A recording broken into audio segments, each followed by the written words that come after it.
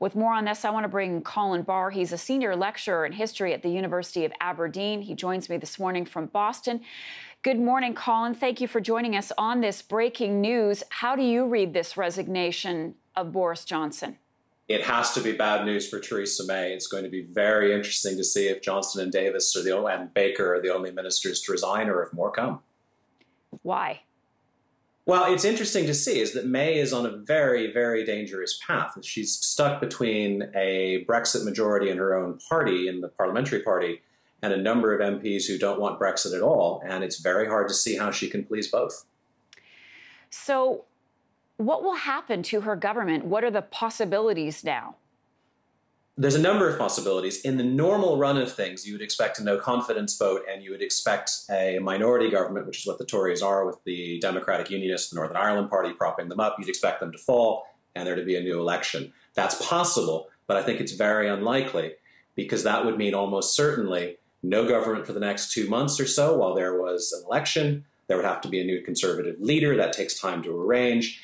And most Conservatives, even those who are adamantly opposed to Brexit, think Jeremy Corbyn is worse, and he would likely win an election.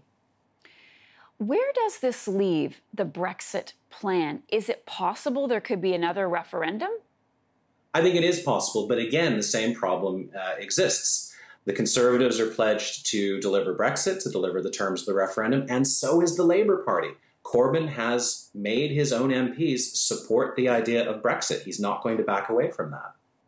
So for critics, what do they see as Theresa May doing or not doing? In a sense, the problem is Theresa May is trying to do everything. She's trying to deliver Brexit, but she's trying to deliver a soft Brexit, as it's called, which means the Northern Ireland border can be dealt with, which means that businesses are pleased by a relative lack of barriers. Those are not reconcilable goals, and that's where her problem is. She's been trying to push this down the road, and the road has caught up with her, or rather, she's run out of road. Okay, what do you anticipate will happen next, Colin? I think it really depends the next 3 or 4 hours. If another cabinet level minister, not a junior minister, resigns, I think Theresa May is probably done. We'll get a new Conservative leader very quickly, possibly Michael Gove, possibly Sajid David, and then we'll have to see whether they can maintain a government. Hours, my goodness. Okay. And this with President Trump arriving there later this week. Absolutely. If she survives the day, she probably survives. Okay. I missed what you said there, but Colin. Minutes, this could all change. Okay. Colin Barr with the University of Aberdeen. Thanks so much.